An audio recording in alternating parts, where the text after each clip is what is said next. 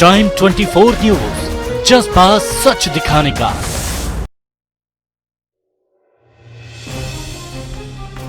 उपचुनाव में कांग्रेस प्रत्याशी के समर्थन में किसान सभा को संबोधित करने बुलंदशहर पहुंचे राजस्थान के पूर्व उप मुख्यमंत्री सचिन पायलट ने किसानों को संबोधित करते हुए सरकार जमकर जुबानी वार चलाई। सचिन ने कहा कि यूपी की राजधानी लखनऊ में किसान की पैरवी करने वाला कोई वजीर बैठा ही नहीं है। सत्ता के पुजारी वोट लेकर चले जाते हैं, मगर किसानों के हितों की वकालत करने व्यक्ति ना तो केंद्र सरकार में मौजूद है और न ही राज्य सरकार में। देश और प्रदेश को कोई बाहर से आकर नहीं बदलेगा, बल्कि हमें खुद अपना भविष्य तय करना होगा। सचिन ने कहा कि जाट, गुर्जर, ब्राह्मण, बनिया से अब जनता को कोई मतलब नहीं है। मध्य प्रदेश में 15 साल राज करने के बाद जनता ने शिवराज सिंह को भी विदाई दे दी। वो अलग बात है कि शिवराज तिगड़म लगाकर पिछले दरवाजे से फिर मुख्यमंत्री बन गए। सचिन ने दावा किया कि लोगों के भले ही गले ना उतरे, मगर वहाँ भी कांग्रेस पार्टी जीतने जा रही है। सचिन ने दावा किया कि किसान की बात रखने में उन्होंने कभी कोई संकोच नहीं किया, चाहे सरकार हो या पार्टी। लखनऊ में किसान की पैरवी करने वाला कोई वकील बैठा ही नहीं है। सत्ता के पुजारी वोट लेकर चले जाते हैं, लेकिन किसान की बात रखने वाला कोई ऐसा वकालत करने वाला व्यक्ति ना तो केंद्र सरकार में मौजूद है, ना लखनऊ की सरकार में मौजूद है। इस देश में, इस प्रदेश में कोई बाहर से आके बदलेगा नहीं। हमें अपना भविष्य खुद तय करना पड़ेगा। कोई और आपको सुधारने के लिए, हमारी स्थिति को बेहतर करने के लिए, हमारी मदद करने के लिए कोई नहीं आएगा। हर एक मतदाता को, अरे भूल जाओ जाति, बिरादरी, जाट, मीणा, गुर्जर, राजपूत, ब्राह्मण, बनिया, कोई मतलब नहीं है। शिवराज सिंह चौहान साहब जो 15 साल मुख्यमंत्री थे, उनको जनता ने विदाई दे दी, लेकिन तिगड़म लगाकर पिछले दरवाजे से दोबारा मुख्यमंत्री बन के हमारी छाती बैठ गए। वहां पर लोगों के गले नहीं उतर रहा है। वहां पर भी कांग्रेस पार्टी जीतने जा रही है। राजस्थान से मैं आता हूँ। राजस्थान में 6.5 साल तक मुझे अध्यक्ष रहने का मौका मिला। हमारी पार्टी की वोट 200 में से 20 सीटों पर रह गए थे, लेकिन जनता का संघर्ष हमने किया। सड़कों पर आए, आंदोलन किए, धरने दिए, पदयात्राएं करी, लाठियां खाई, जेलों में गए, लोगों को अपने आप से जोड़ा, और तब जाके वहां सरकार हमारी बनी है। कर्जा माफी किसान का हम लोग कर रहे हैं। हर तरफ से नौजवानों को ताकत देने का काम हम लोगों ने किया है। और आज यहाँ पर आकर जो उत्साह और जोश मुझे देखने को मिला, हमारे साथियों ने मिलकर आप सबको यहाँ पे आमंत्रित किया। अब सुशील गाड़ी बैठे मुझसे बात कर रहे थे। मैंने कहा यहाँ क्या होगा, वहां क्या होगा। रंग साहब, किसान तो मेरे साथ है और कांग्रेस पार्टी पे उनका विश्वास है। उन्हें बस दिखना चाहिए कि हम लोग मिलकर आपकी सेवा करने के लायक है कि नहीं।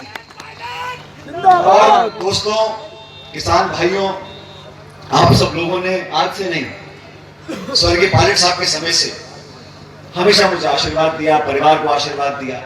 और आप लोगों का वोट नहीं है राजस्थान में, जहाँ 40 साल से हम चुनाव लड़ रहे हैं, लेकिन आप लोगों का यहाँ से आशीर्वाद मिलता है, तो हाथों में ताकत आती है। आप लोगों की बात वहीं पत्रकारों से बात करते हुए सचिन सरकार पर आरोप लगाया कि सरकार द्वारा लाए गए कृषि सुधार विधेयक किसान की कमर तोड़ देंगे। देश में 87% लघु किसान हैं, जिन्हें इन विधेयकों से रोटियों के लिए लाले पड़ जाएंगे। सचिन ने दावा किया कि जिन भी राज्यों में कांग्रेस सरकारें हैं, वहां किसानों को इन विधेयकों से बचाने की रणनीति तैयार की जा रही है। सचिन ने आरोप लगाया कि सरकार नियत और नीति दोनों खराब है। हरियाणा की बेटी निकिता हत्याकांड और प्रतिक्रिया देते हुए सचिन बोले कि अपराधी कोई भी हो, हम उसे सजा दिलाना चाहते हैं। सचिन बोले, बसपा और भाजपा के खेल को आम मतदाता समझ चुका है और उपचुनाव में कांग्रेस चौंकाने वाले नतीजे सामने लाएगी। जो केंद्र की सरकार ने बिना सलाह करे, बिना राज्य सरकारों को विश्वास में लिए जबरदस्ती जो बिल पारित करवाए हैं संसद के अंदर, वो किसान विरोधी हैं। किसी किसान ने ये मांग नहीं रखी थी। अगर आप मंडियों को बंद करना चाहते हैं तो वैकल्पिक व्यवस्था बनाइए। बहुराष्ट्रीय कंपनियों के लिए दरवाजा खोलकर समर्थन मूल्य को समाप्त कर कर किसान की कमर तोड़ने का काम केंद्र सरकार कर रही है।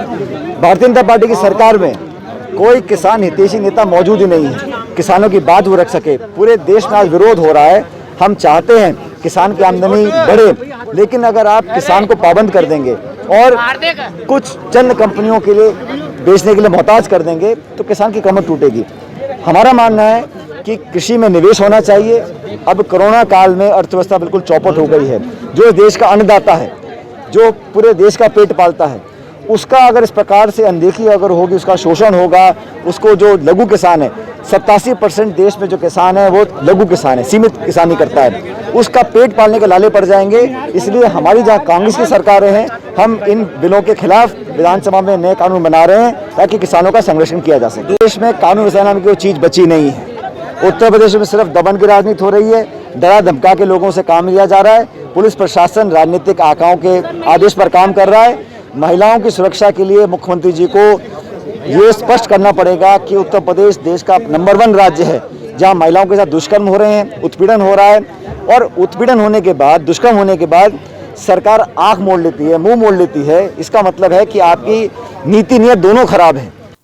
उत्तर प्रदेश में ऐसा हुआ नहीं, इसलिए हम सबने विरोध किया और मुझे खुशी है कि अब कोर्ट के माध्यम से वहाँ जांच बिठाई गई। कहा ना, आपको कुछ कहने को बचा नहीं। जब बहुजन समाज पार्टी पहले भी बीजेपी के साथ समझौता कर चुकी है, एक बार दोबारा उस दिशा में चल रहे हैं, तो मतदाता समझ रहे हैं, हर वर्ग का, हर जाति का, हर धर्म का मतदाता समझ गया कि बहुजन समाज पार्टी और बीजेपी का खुला खेल बल्ले भी नहीं है।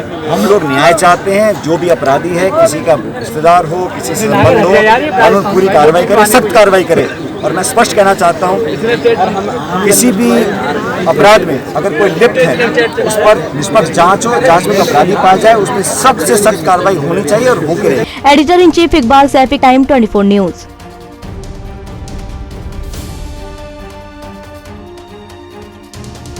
चैनल को सब्सक्राइब करें और हाँ, बेल आइकन दबाना बिल्कुल ना भूलें।